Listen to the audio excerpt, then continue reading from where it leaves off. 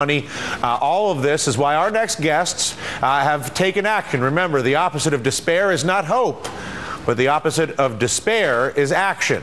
And they have embarked on a nationwide bus tour as part of their campaign for Young America. Their mission with their action to spark roundtable discussions, to talk to one another about these issues and brainstorm common sense solutions. With us now from their first stop in Madison, Wisconsin, are organizers of the tour, Amy Lynn, National Campaign Coordinator for the Young Invincibles organization, and from Washington, Executive Director Aaron Smith. The Young Invincibles is a nonprofit that looks to represent the interests of 18 to 34-year-olds. Amy, I love the premise of talking to one another. You say National Communications Coordinator. Conversations where we talk to one another tend to be much better when we don't know, when we're looking for answers, than when we're trying to fight with each other. Why do you believe that actually communicating with one another is so valuable and such a necessary beginning point for your generation? Well, Dylan, I think one of the most important things we have to do before we actually say what needs to be changed is we have to talk to the people out there who are affected by this, and that's our generation. We need to know what people are thinking, how they're feeling, we need to know their stories, and then from that we can decide what would be the best solution for our generation. It's remarkable, Aaron, when you look at the divisions generationally in this country and how policy is made for the benefit of very narrow slices of older generations, almost with reckless regard for my generation, let alone your generation, let alone your children. Give us why do you think there is such a disconnect between the generations when it comes to setting national policy right now? Well, I mean, you're absolutely right about the disconnect. I think this is a generation that has tremendous potential. It's the future of our country. It's tech savvy, it's entrepreneurial, it's serving our country in many ways. And we want a shot. You know, we want the same shot that all Americans have or had. And you know, our policymakers aren't doing enough right now to really address that.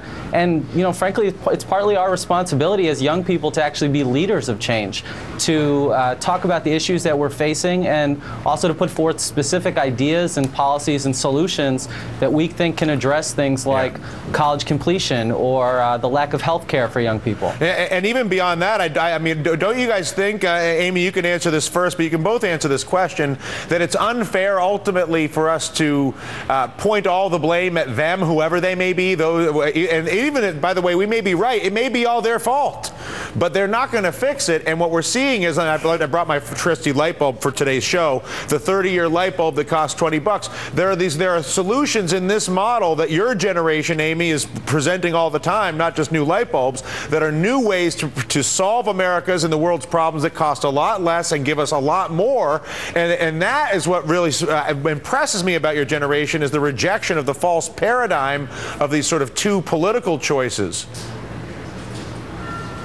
No, that's absolutely true. I mean, what we're doing at this campaign is we're going around the country to talk to people, and we're inviting young people to give us their ideas, their creative, innovative solutions for these problems. And that includes coming to our website. We want people all over the country to come to youngamerica.is and give us their ideas for how we solve these problems and share their stories and, you know, help our generation get ahead. The last question, or one of the next question anyway, Aaron, in my head is, there's a lot of evidence that we already know how to solve a lot of these problems. We know that if you identify the 5% of the people in any healthcare network who are sick, whether it's a union healthcare network, a corporate healthcare, and you help those people, that healthcare costs go down by 50% and people get healthy. You can do this with almost any problem in America if you know what you're looking for, which leaves us really with the fact that we know what to do, and yet we won't change our behavior. And that comes more from a cultural problem than from an intellectual problem. What do you think your generation represents culturally about the need to change the way we behave, not just the way that we talk? Well, I think you're right. There are some cultural aspects to our generation. I talked before about, our diversity, our tolerance. You had an earlier guest on who talked about entrepreneurship. This generation, over half of us want to start a business, and we're already doing that. I mean, one of the policies that we've looked at is something called the Youth Entrepreneurship Act, working with groups like the Young Entrepreneur Council to really get the word out about how young people can be drivers of change through starting business.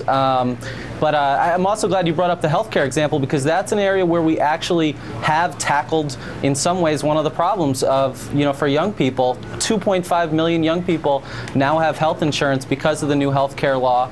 We've got free birth control that's coming out as part of the preventive regs.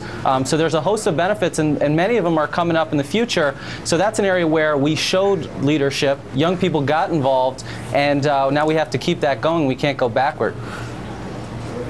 Amy, if you could deliver one message to the political leadership of this country, congressional leadership, the leadership of the White House, at the Supreme Court, with this bus tour, not just by this TV appearance, but through this entire campaign, what would that message be? I think if I had the opportunity, as I do, to say to Congress, to say to Washington, to say to policymakers, you need to listen to young America. You have to pay attention to what it is that we're saying, because we have some great ideas, some great solutions. There are a lot of things right now that aren't working for us, but if you listen to our ideas and our opinions, then we can get a lot of things changed and a lot of problems solved. Well, same question to you, Aaron. Go out there, like Amy said, talk to young people. Have these same kind of conversations, and think about the future of this country. You look at a problem like college costs. We know it's going up. It's out of control. Student debt. Think about where this country is going to be in 20, 30, 40 years. And think about what we need to do right now to make sure that this country is on a path to be successful, and that our young people are on a path to be successful. And I think it starts with youth voices, it starts with student voices, and that's really what this bus tour is all about. So again, I encourage everyone to participate, host a roundtable. You can go to youngamerica.is, and we're super excited about it. Is .is the cool new domain? Am I just too old to know that .is like the cool domain name now? It's a new domain. People are using it. .is, huh?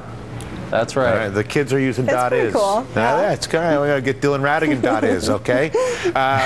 Good luck, you guys. Thank you very much for your time this afternoon. Congratulations on your engagement, and I hope you enjoy the process. Enjoy the year, okay?